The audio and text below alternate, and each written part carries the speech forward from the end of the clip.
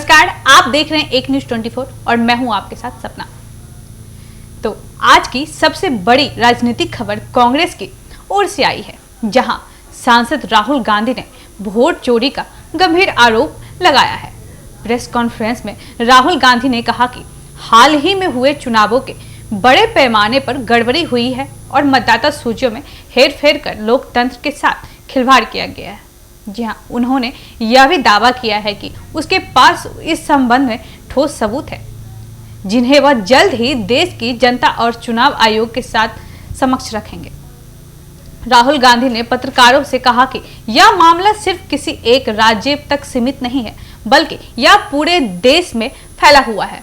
उनके अनुसार लाखों मतदाताओं के नाम बिना किसी वैध कारण के सूची से हटा दिए गए हैं। इतना ही नहीं, कई जगहों पर एक ही पत्ते पर कई मतदाताओं के दर्ज पाए गए हैं और फर्जी नामों की सूची भी शामिल किया गया है। उन्होंने कहा कि यह सब कोई साधारण त्रुटि नहीं, बल्कि योजनाबद्ध तरीके से किया गया है वोट चोरी है।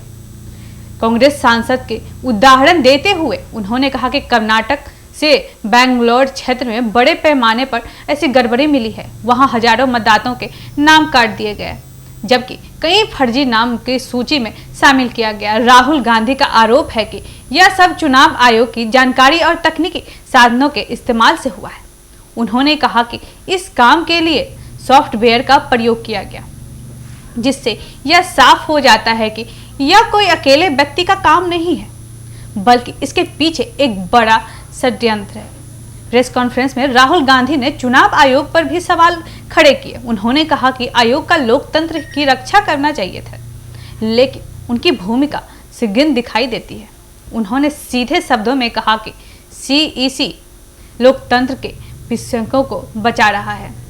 राहुल ने आयोग से मांग की है कि वह एक सप्ताह के अंदर मतदाता का नाम में कटौती और उससे जुड़ी सभी जानकारी सार्वजनिक करे। कांग्रेस पार्टी ने राहुल गांधी की इस प्रेस कॉन्फ्रेंस से सबने सोशल मीडिया प्लेटफॉर्म एक्स पर भी पोस्ट जारी की, जिसमें लिखा था कि कुर्सी की पेटी बांध लीजिए। यह पोस्ट उनके आगामी बयान को लेकर सस्पेंस और उत्सुकता बढ़ाने वाला था। जब राहुल गांधी ने प्रेस से बात की तो स्पष्ट हुआ कि कांग्रेस इस मुद्दे को बहुत आक्रामक तरीके से उठाने वाली है। राहुल गांधी ने यह भी कहा कि खुलासे और सामने आए हैं कि वह सिर्फ शुरुआत है। उन्होंने चेतावनी देते हुए कहा कि आने वाले समय में और भी बड़े खुलासे होंगे, जिन्हें उन्होंने हाइड्रोजन बम कहकर वर्जित किया।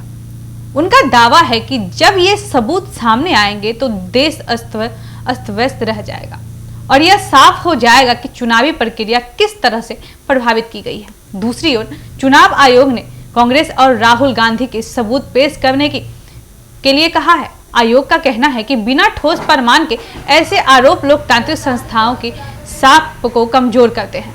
आयोग ने साफ किया कि अगर किसी भी तरह की गड़बड़ी के पुख्ता सबूत मिलते हैं तो उस पर कार्रवाई की जाएगी।